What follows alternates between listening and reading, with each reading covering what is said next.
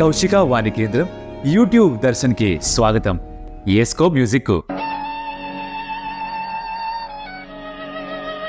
ఆ మాత్రం nostalgic feeling కావాలి. ఆ పాత రోజుల్లోకి వెళ్ళాలి అప్పుడప్పుడు. మరిక వేడివేడి క్రికెట్ వార్తలు వినేద్దాం. ఇంకెందుకు ఆలస్యం? మొదటగా ముఖ్యాంశాలు ఏంటి చూసుకుందాం పదండి. జింబాబ్వే టూర్ చేస్తున్న Indian cricket team T20 series ఆ 4వ మ్యాచ్ గెలిచిన తర్వాత సొంతం చేసేసుకున్నారు. 5వ మ్యాచ్ ఇక ఫార్మాలిటీ మాత్రమే. లెజెండ్స్ వరల్డ్ ఛాంపియన్షిప్ లో ఇండియా పాకిస్తాన్ ని ఓడించి ఛాంపియన్షిప్ కైవసం చేసుకున్నారు. ఈ సంవత్సరంలో ఇండియా ఏ మాట గెలిచేలా ఉంది. గౌతమ్ గంభీర్ సంచలన వ్యాఖ్యలు తెరపైకి వచ్చాయి. ఢిల్లీ క్యాపిటల్స్ రికీ పాటిల్ని ఇక నాకు అక్కర్లేదు, నేను వెళ్ళిపోయి ఇక్కడి నుంచి అని చెప్పారు. మరిక డీటెయిల్గా పాడుకుందామా? ఇంకెందుకు ఆలస్యం, let's get started. Welcome to Stump Tales. నా పేరు కౌశిక్ అండ్ క్రికెట్ వార్తలు, వేడివేడి వార్తలు కాదు వార్తలకి స్వాగతం. డీటెయిల్గా వాడుకుందాం. ఈ కాన్సెప్ట్ గట్రా నచ్చుంటే కనుక ఒక లైక్ షేర్ సబ్స్క్రైబ్ ముందర కొట్టేసి పెట్టున్నానంటే పడుంటుంది, పనికి వస్తుంది, కలిసి వస్తుంది, మాకు నచ్చుతుంది, యూట్యూబ్ నచ్చుతుంది. ఆ పని మీరు చేసి పెట్టండి. And to continue with the news, వార్తలు డీటెయిల్గా మాట్లాడుకుందాం. ఫస్ట్ దాంట్లో ఏమిటంటే అంటే జింబాబ్వే టూర్ చేస్తున్న ఇండియన్ క్రికెట్ టీం మొదటి T20 ఇంటర్నేషనల్ ఓడిపోయిన తర్వాత వరుసగా 3 మ్యాచ్లు గెలిచారు. ఈ 4వ T20 ఇంటర్నేషనల్లో తుషార్ దేశ్పాండేకి డెబ్యూ అందించారు. తను ఒక వికెట్ కూడా తీసుకున్నాడు. కాస్త ఎక్స్పెన్సివ్గా ఉన్నప్పటికీ జింబాబ్వే మొదట బ్యాటింగ్ చేస్తూ 150 కంటే ఎక్కువ స్కోర్ చేసినప్పటికీ ఎటువంటి వికెట్ నష్టపోకుండా చేస్ చేస్తూ చాలా సునాయాసంగా 16 ఓవర్లుగా 4 బాల్స్ మిగులుండగానే మ్యాచ్ని ఖలాస్ చేశారు యశస్వి జైస్వాల్ అండ్ శుభ్మన్ గిల్. జైస్వాల్ 93, శుభ్మన్ గిల్ 56 అనుకుంటా.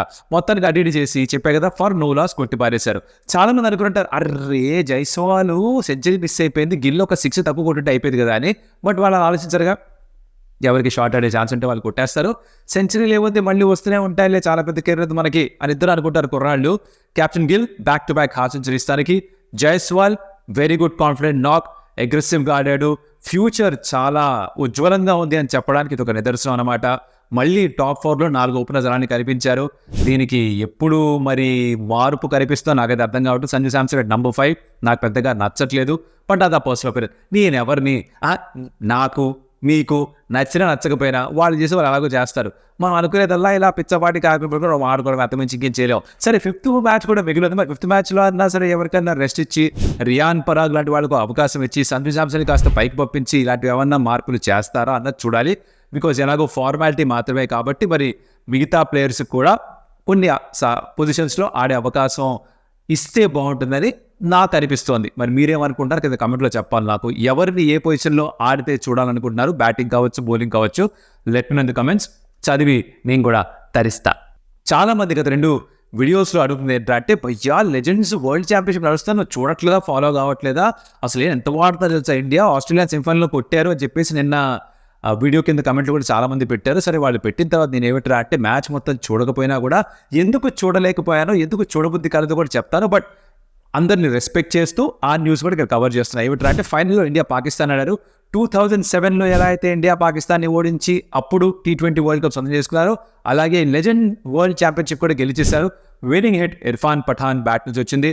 అంబటి రాయుడు చేసి 50 పరుగులు స్కోర్ చేశాడు. అనురీత్ అని ఒక పాజీ, తను కూడా బౌలింగ్ బాగా వేశారు. సో ఓవరాల్గా పాకిస్తాన్ అంత గొప్పగా పర్ఫామ్ చేయలేకపోయింది ఫైనల్స్లో, పెద్ద స్కోర్ చేయలేకపోయి మొదటి బ్యాటింగ్ చేస్తూ. Chase was pretty easy, straight forward అలా పూర్తి చేశారు. దాంతో అందరికీ కూడా చూసిన వాళ్ళకి ఆ 2007లో T20 వరల్డ్ కప్ గెలిచిన దృశ్యాలు మళ్ళీ కళ్ళ ముందర కనిపించుంటాయి. బికాజ్ యువరాజ్ ఉన్నారు, ఇర్ఫాన్ పఠాన్ ఉన్నాడు, రాబిన్ ఉతప్ప ఉన్నాడు, వీరందరూ మళ్ళీ కనిపించారు. అండ్ సో కొంతమంది హ్యాపీగా ఫీల్ అయ్యారు. సరే, ఇప్పుడు నేను ఎందుకు చూడలేదు ఇది అంటే, నాకు ప్రాబ్లం ఉంది భయ్య. నాకు నా సూపర్ హీరోస్ ఆఫ్ క్రికెట్ ఎవరైతే ఉన్నారో, ప్రత్యేకించి బౌలింగ్లో, అంటే ఇప్పుడు మీరు కాస్త పెద్దవాళ్ళైనా కూడా బ్యాటింగ్ బహుశా అదే స్టైల్లో చేయగలరేమో, ఎందుకంటే షార్ట్స్ ఆడే విధానం, maybe running bit wickets slow అయిపోతారేమో కానీ, బట్ షార్ట్స్ అప్పటికి అలానే ఆడగలరు, ఆ 6, 4 అలానే కొట్టగలరు. సో బ్యాటింగ్తో ఇబ్బంది లేదు. కానీ నా సూపర్ హీరోస్ ఆఫ్ క్రికెట్ స్పెసిఫిక్గా ఫాస్ట్ బౌలర్స్, వాళ్ళ ప్రైమ్లో నేనైతే వాళ్ళ బౌలింగ్ అవి చూసి నాకు బాగా ఇష్టపడి అలవాటు అయిపోయి వాళ్ళని ఆరాధించడం మొదలుపెట్టారు. వాళ్ళు కాస్త పెద్దవాళ్ళు అయిపోయిన తర్వాత కొంచెం నెమ్మదిగా వేస్తుంటే నాకు చూడబుద్ధి కాదు. మీరు కొన్ని రీల్స్ చూసి ఉంటారు, డేన్ స్టేన్ పరిగెడుతూ బాల్ వేసే క్రమంలో తను కాలు జారి కింద పడిపోవడం, బ్రెట్లీ బాల్ వేస్తే కీపర్ దాకా 2 టప్స్ పడి వెళ్ళడం, ఇలాంటివి నేను చూసి తట్టుకోలేను, నా వల్ల కాదు. నాకు వీళ్ళు సూపర్ హీరోస్. అంటే ఇప్పుడు నాన్న మనకి కొంచెం పెద్దవారు అయిపోయారు అంటే చూడడం నచ్చదు, నాన్న సూపర్ హీరో కదా. సో నాన్న సూపర్ హీరో అంటే ఎప్పుడు కూడా అలానే అక్కడే పెడతాం నాన్నని. అలాగే ఈ క్రికెట్ సూపర్ హీరోస్ కూడా వీళ్ళు కొంచెం పెద్దవాళ్ళు అయిపోయారు, అప్పుడు వేసినట్టుగా వేగంగా వేయలేకపోతున్నారు, అప్పుడు ఎలా అయితే బ్యాట్స్మెన్ని ఇబ్బంది పెట్టేవాళ్ళు హరలు పెట్టించేవారు అది చేయలేకపోతున్నారు, ఇప్పుడు చాలా ఈజీగా కొట్టేస్తున్నారు, స్టెప్ అవుట్ వేసినట్టు షాట్స్ ఆడుతున్నారు అంటే చూసి తట్టుకునే అంత గట్టి హృదయం ఉన్నది కాదు. నేను అసలు చాలా సెన్సిటివ్, మనస్తత్వం చాలా సున్నితం, అందుకనే నేను ఇలాంటి చూడను భయ్యా. బేసిక్గా అది ప్రాబ్లం మా బ్రోస్. చూసేవాళ్ళని నేనేమో తప్పపట్టట్లేదు, బట్ నేను ఎందుకు చూడలేనో చెప్తున్నాను అనమాట, అందుకని పెద్దగా కవర్ చేయలేదు దీన్ని. బట్ యా, జరిగిందైతే ఇది. నెక్స్ట్ పాయింట్ ఏమిట్రా అంటే గౌతమ్ గంభీర్ ఒక సంచలన వ్యాఖ్య చేసినట్టుగా తెరపైకి వచ్చింది. దీంతో చాలా మంది క్రికెటర్స్ ఇప్పుడు ఇంటర్వన్ పరిస్థితి అని అనుకోవచ్చు, ఎందుకంటే తను చెప్పింది ఏంటో చెప్తాము కదా, దాని తర్వాత దాని పరిణామాలు ఏంటో మాట్లాడుకునే ప్రయత్నం చేద్దాం. గంభీర్ ఏమన్నారంటే, దీనికి కొంచెం పాత ఇంటర్వ్యూనే, బట్ స్టిల్ తన ఆలోచన విధానం అర్థమవుతుంది. తను ఏం చెప్పారంటే, ఒక ప్లేయర్ ఫిట్గా ఉంటే if is good enough to play for India, తను ప్రతి ఫార్మాట్లో ఆడాలి. ఇంజరీ మేనేజ్మెంట్ అనే కాన్సెప్ట్ నేను నమ్మను.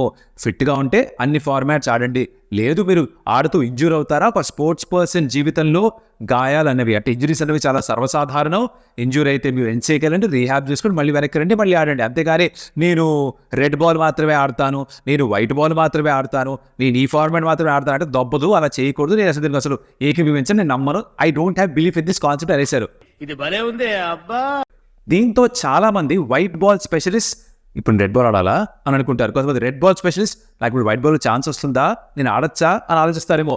Somebody for example like Hardik Pandya, తను లాంగ్ ఫార్వర్డ్ గేమ్ ఆడడం ఆపేశారు. తన బాడీ ఎలా ఎదుర్కోగలుగుతుంది ఆ స్ట్రెస్ని, స్ట్రెయిన్ ఆఫ్ టెస్ట్ క్రికెట్ తనకి తెలిసినట్టుగా బహుశా ఎవరికి తెలియదేమో. కానీ ఇప్పుడు గంభీర్ ఇచ్చిన వ్యాఖ్య తర్వాత ఏమిట్రా అంటే, మీరు ఒకవేళ white ball format ODIs T20s 2 ఆడుతున్నారంటే నా ఉద్దేశంలో మీరు టెస్ట్ మ్యాచ్ కూడా ఆడాలి అంటున్నారు. అంటే మేబీ ఇండైరెక్ట్గా సంబడి లైక్ హార్దిక్ పాండ్యా మీద కాస్త ప్రెషర్ ఫోర్స్ ఏమన్నా పడుతుందా దట్ టెస్ట్ మ్యాచెస్ కూడా ఆడాలని. బట్ అది ఆడితే తన బాడీ ఆ ఇంజురీస్ని దగ్గర రానికుండా మేనేజ్ చేయగలుగుతుందా.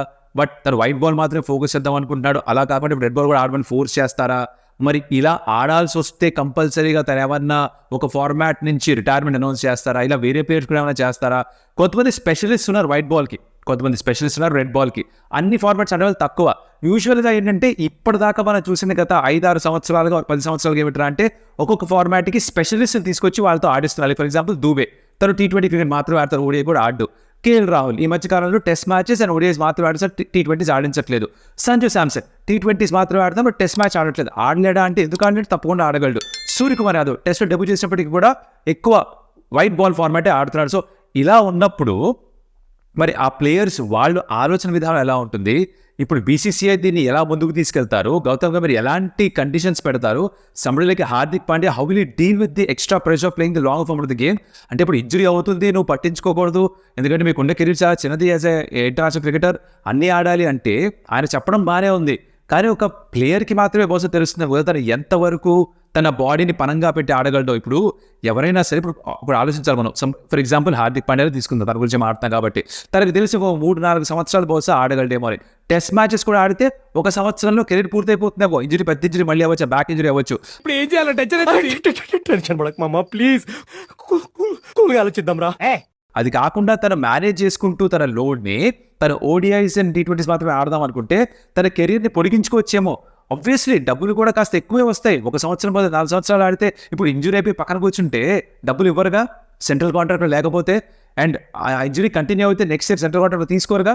మరి అలాంటప్పుడు ప్లేయర్స్ ప్రయారిటైజ్ చేసుకోవడం కూడా వాళ్ళ పరంగా కరెక్టే. కానీ గంభీర్ చెప్పేది మీరు ఇండియాకి ఆడుతున్నప్పుడు ప్రతి ఫార్మాట్ ఆడమంటున్నారు. సో దీని బ్యాలెన్స్ ఎక్కడ కుదురుతుందా లేదా, ప్లేయర్స్ పైన ప్రభావం ఏంటి, BCCI దీన్ని ఎలా చూస్తారు, గంభీర్ ఈ ఆలోచన విధాన్ని కంటిన్యూ చేస్తారా, ఇది నాకైతే కొంచెం అగమ్య గోచరం అంటారే ఆ టైప్లో కాస్త నాకు ఇలా కొట్టేసుకుంటుంది అనమాట.